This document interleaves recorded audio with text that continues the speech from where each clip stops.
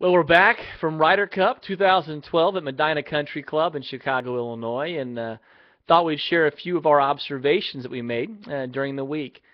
You know, it was, well, for years, a lot of people have talked about how the Americans, in their struggles in the Ryder Cup, of course, Europe winning the majority of the matches since 1995, that the Americans didn't care about the Ryder Cup.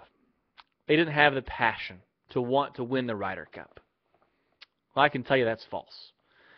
You know, standing there right beside the American players, being in the media center all week long and listening to them answer questions about the week that they were experiencing, much of it very positive up until Sunday.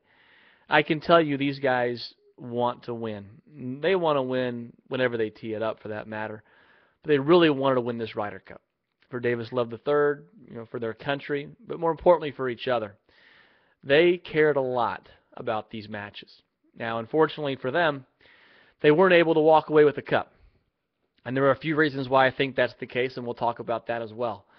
But these guys, they played their hearts out, and while they didn't always have their A game, they played hard, and they should be proud of the effort they put forward. Now, the key reasons why Team USA didn't get it done. Well, first and foremost, I think Davis Love III. Now, first of all, let me say, I respect this guy as a professional golfer, as a human being. I think he's one of the nicest people on the PGA Tour, very genuine individual, and done a lot to grow the game of golf, and a lot of work with the PGA Tour to make sure the players and the folks involved with the PGA Tour are taken care of the right way. But as a leader and a Ryder Cup captain, I question a few of his decisions, and most notably the one that he made on Saturday afternoon. Now, it was a collective decision. But to allow for collective decisions was Davis Love's first decision. Any leader, any CEO establishes a culture their company, makes decisions in and ultimately implements or executes a game plan. And Davis Love III chose to adopt a very open environment, which I understand. He's a peer with these guys. He wanted their feedback, as any coach should want the feedback of their players. He wanted to know when they were tired, when they felt like they could play some more golf. He wanted to know who they wanted to be on the floor with, if you will, which partner they would play with. And ultimately, Davis Love III relied on this information and candidly let them make their own decisions. And it was their team. He even said that. This is their team. He wanted them making their own decisions. But on Saturday afternoon, really Saturday morning, when the game plan was to rest each player at least one session, Keegan Bradley and Phil Mickelson had just gone 3-0. They had just disposed of Luke Donald and Lee Westwood in 12 holes to win their foursomes match on Saturday morning. And yet they were going to be sitting on Saturday afternoon. Team USA led 8-4 at that time.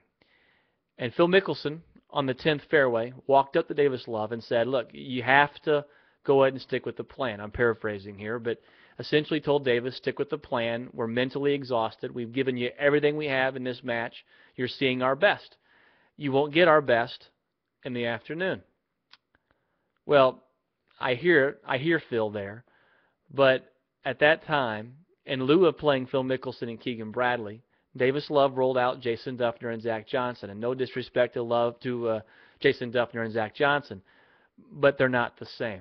The European teams, through Friday and early Saturday morning, they were intimidated by the duo of Bradley and Mickelson. Even Diane Donald, Luke Donald's wife, tweeted that she was disappointed that her husband had to go up against Keegan and Phil once again on Saturday morning. He'd already lost to him once, and he had to face him again. These two players, Keegan and Phil, they had a chemistry unlike anybody else on that golf course on Friday and Saturday morning. And they were playing some great golf. Now, I realized they were tired, and I realized they wanted to get that rest. And I understood Phil's logic in that, look, if we do rest, there's a better likelihood that we're going to come out and get you 2 points on Sunday. But here's the problem. They didn't get 2 points on Sunday. They both lost their matches. Phil Mickelson losing to Justin Rose in dramatic fashion. Rose played phenomenal golf to beat Phil Mickelson, making 3 huge putts on 16, 17, and 18 down the stretch when he had to flip a one-up advantage for Phil to a one-down loss for Team USA. But Saturday afternoon, they had a chance to get a point. Now, look, hindsight, they might have lost the match. It might not have mattered. But when you have a hot hand like Phil Mickelson and Keegan Bradley, you find a way to play a few extra minutes, to go one more inning.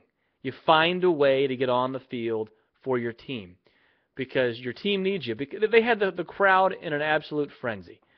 And when the crowd, the gallery learned, the media learned that Keegan Bradley and Phil Mickelson weren't going to be on the golf course, there was an energy that was kind of lost. You know, the commentators were talking about how there's kind of a layover here. You know, almost like lunch was served in the break, and these guys were somewhat lethargic after the break. Well, a big reason why was because you didn't have the Energizer Bunny out there on Saturday afternoon. Keegan Bradley was in the media center answering questions, not on the golf course hitting shots. So while I appreciate the culture Davis Love tried to create, I think it was a mistake to rely on his players to make these decisions when, in fact, he can take the input from the players, but it's the coach, the captain's ultimate decision, his gut instinct, that even told him, I think, I got to roll Keegan back out, and I got to put Phil back out for Saturday afternoon. That 1 point, every point is important, every half point's important, but when you have two players on a roll like they were, you don't sit them down on Saturday afternoon. And unfortunately, it didn't play out well for Team USA. There were a lot of reasons on Sunday why matches were lost, but when you're up 8-4, you go for the kill. And they ended up splitting those matches 2-2, and Team Europe said a lot that, look, those two matches they won on Saturday, late afternoon, early evening, were huge momentum builders into Sunday. So that decision, potentially by Davis Love, helped build the European momentum and helped to create what we saw on Sunday, which was Team Europe retaining the Ryder Cup once again.